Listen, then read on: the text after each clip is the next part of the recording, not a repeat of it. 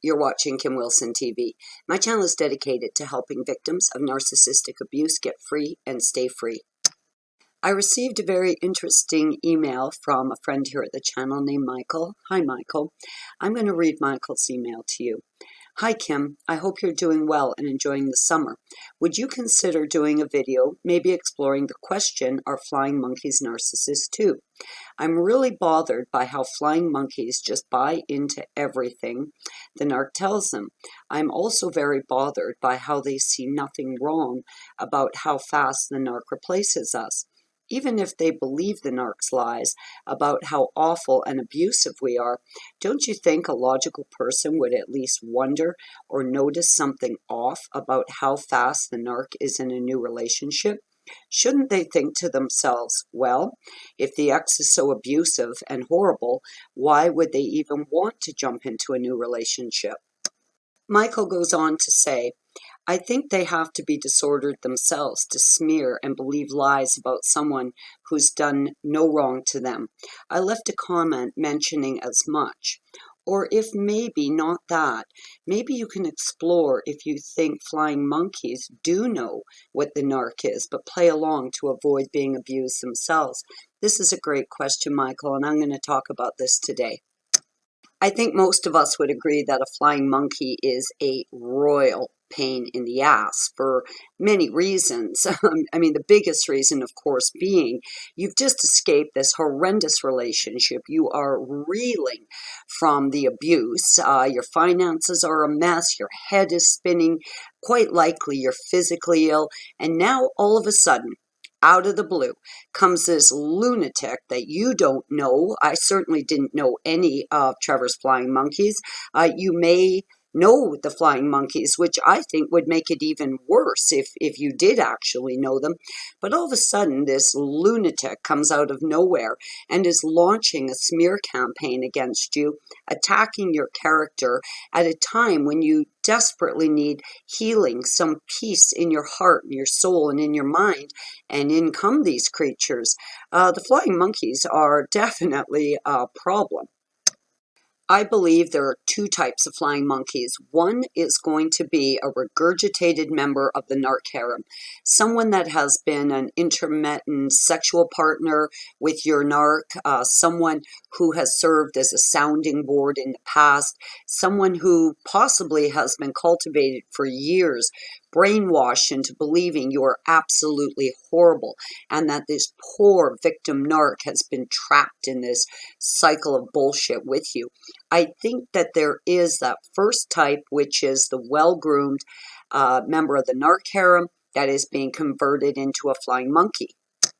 The other type of flying monkey is going to be somebody new on the scene, someone who has no idea what's going on, someone who is caught up in the idealization and love bombing, who is now being sold that bag of bullshit about how the narc is a victim and how abusive you were to them.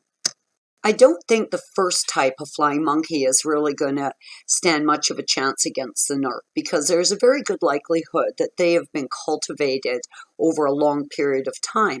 They could be members of the narc harem for many years.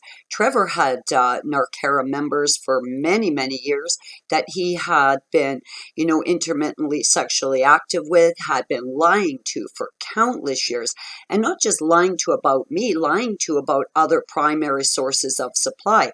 Always keep in mind that the narc harem member that's being converted to a flying monkey has never seen the narc in full action, because they are not a primary source of supply. They are low-grade supply. They're secondary supply.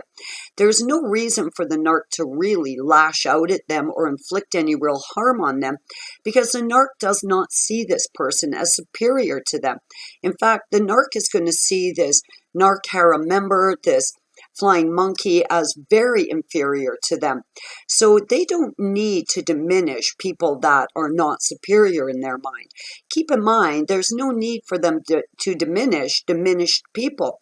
It's people that they see as superior to them that they're always going to target to destroy. This low-level source of supply is never in any real risk of being injured or harmed, because the narc is just not going to see them as a threat. Now, to be a long-term member of a narc harem, to be used, as intermittent sex supply, to be kind of treated like are on emergency call for a long period of time, tells me undeniably that this person has low self-esteem. This person has very little respect for themselves, and this is an ideal candidate to be converted to a flying monkey.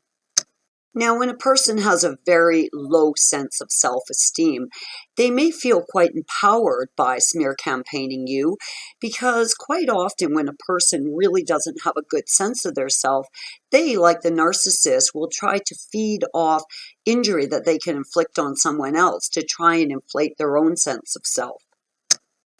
This is exactly what I've dealt with Trevor's narc harem flying monkey converts over the years. So to be honest with you, their opinion of me, their comments about me truly meant very little. And this was a situation where I could just very easily rise above it. Yes, painful. Yes, hurtful.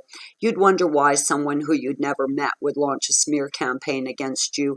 But then again, you have to take the high road, I think, with this type. I think it's really easy to recognize that this type of flying monkey is doing the dirty work that the cowardly narc is afraid to do themselves. And to be honest, I really don't give a shit what Trevor thinks about me. I know what Trevor is. I know the effort that I made, and he can twist his deranged mind in a million directions, and it's never going to change the facts. So not only does Trevor's opinion not matter, but I recognize his flying monkeys' comments about me, threats towards me, as actually coming out of his mouth, and his opinion doesn't matter. So, to be honest, I don't give a shit what Trevor's flying monkey narc harem thing has to say whatsoever. Now, if it's someone new on the scene, you would expect that they're seeing red flags too, and lots of them. Now, anytime a person is in an abusive relationship, as we have been, I think you're really going to fall back on that old saying, once bitten, twice shy, and you're going to be quite reluctant to jump into a new relationship. Now, this new victim target is being idealized, they're being love bombed, they're being sold this bag of bullshit about how you victimized this poor, defenseless narc. So yeah, they should be seeing red flags, and that one big red flag should be, if you are the sufferer of abuse, if you have been victimized, why are you moving so quickly into a new relationship? Why are you moving with such, lightning speed into solidifying a relationship? This is a serious red flag. There's a very good likelihood that the new target victim flying monkey is seeing red flags, but they could be caught in that horrible initial cycle of idealization, love bombing, the narc presenting as a victim, depicting you as a horrible person. This new victim target may be trying to come up for air, but the narc is likely pushing their head back down into the water of confusion, keeping them, in a state of discombobulation. And I'm going to go as far as to say if they're not seeing red flags, well, they're likely sick and suffer from some form of mental illness, quite likely severely disordered themselves, because it's pretty hard to not see the red flags in a situation like that. Every time Trevor has launched a flying monkey against me, I have seen it as a form of triangulation. Trevor is trying desperately to stay in my loop. Trevor is trying desperately to stay in communication with me, and he is just using this flying monkey as a means of doing that. If you are being smear campaigned right now by a flying monkey, I hope you're able to see it for what it really is. It is a form of triangulation. It is a form of communication. It is your fucked in the head narc trying to hang on and stay in contact with you. I'm Kim. You're watching Kim Wilson TV. I hope you guys are having a great narc-free day. I think this is one of these times where you just have to say, look, I'm powerless against this shit, and I'm going to move on with my life in a positive way.